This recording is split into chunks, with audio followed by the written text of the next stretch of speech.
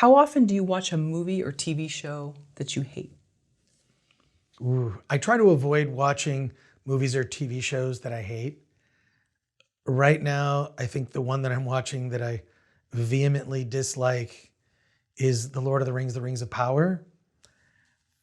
I I mean it's but even then I don't really hate the show. I just don't care.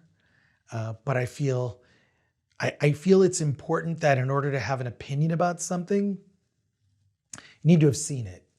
There is quite a contingent of people who have lots of thoughts and opinions about things that they know nothing about.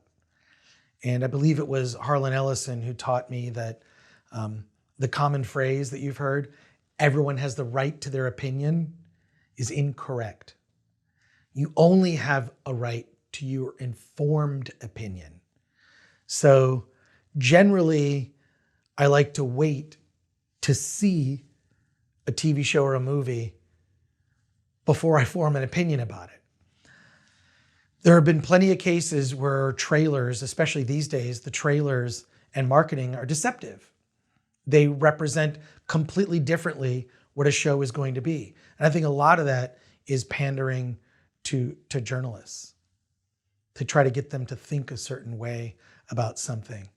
But I don't know. I think when it comes to hate watching anything, for me, that normally comes along the lines of like reality television, which reality television is like it's like potato chips. They're not good for you. They're not good for you. But I'm like, that was the worst thing ever. I can't stand it.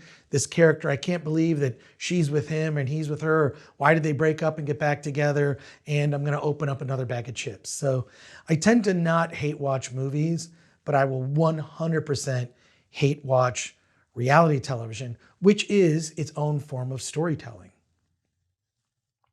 And just to kind of give a little background of where that came from.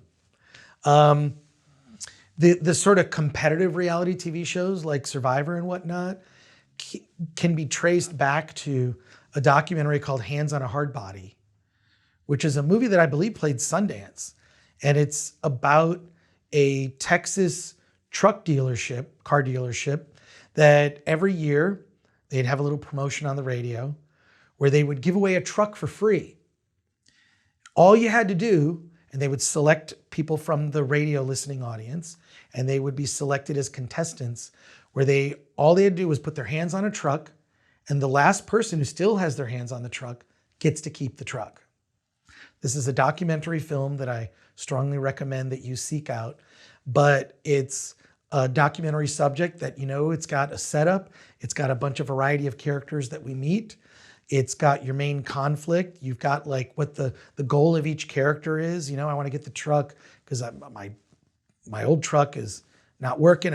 You meet all these different types of people, all walks of life. They do get bathroom breaks, right? But you got to keep your hands on that truck. And the success of that documentary, I believe, led to these competitive reality shows. It's all storytelling, right? There are, you'll see in the credits, small story producer, right, on a reality show, because they create these conflicts. But if I hate watch anything, it's bad reality television. And I hope you'll forgive me. You're forgiven. I've done the same. But what is it? What do you get from it? Like when it's like, you're supposed to stop doing something, but you can't, what payoff do you get? I guess the payoff from hate watching bad reality TV for me is I want to see a good outcome for the people that I care about, right? So I want to see the winner get the prize, okay? I want to see the couple that should be together remain together. And the couple that should part, let them go their separate ways. So I'd like to see some sort of positive outcome. It never really goes that way. But I do find reality television is useful. It's useful in terms of being able to identify that this is storytelling like other storytelling forms. So you can't completely dismiss it, but I only ever hate watch those shows. How much do you think hate watching has increased in the last few years? Well, for me, not that much. I feel like my time is really valuable Sure, in you're terms of busy. like trying to juggle a lot of projects. You know, I do a movie website.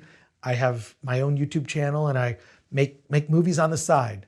And I don't have a lot of time. So if I'm going to invest in something, you know, I'm hoping for a good experience. So I don't hate watch stuff as much as I used to. But if I'm going to hate watch anything, it's usually something where I want to completely turn my brain off, which is always going to be something from reality TV. But it's interesting that the roots of reality TV can be traced to a little documentary from decades ago.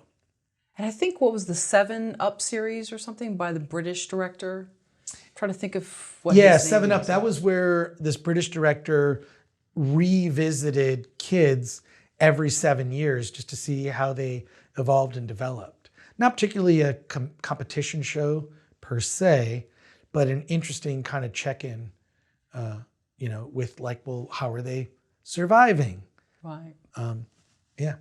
Don't feel bad. I got suckered into Joe Millionaire.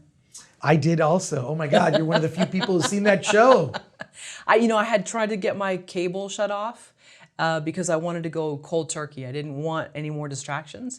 And then Joe Millionaire came along, but I didn't hate watch it. I was just intrigued by it. But I can see that there is a trend, and we see it online, and it's become a new sport to hate watch.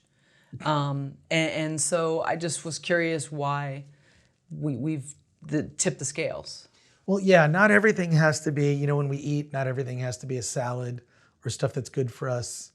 You know, you can have a cheeseburger from a fast food restaurant, and not everything in our media consumption has to be a social justice documentary that's you're being told is very important, and you feel really good for having sat there and watched it. I'm informed, I'm enlightened now. So, yeah, you can watch bad reality TV.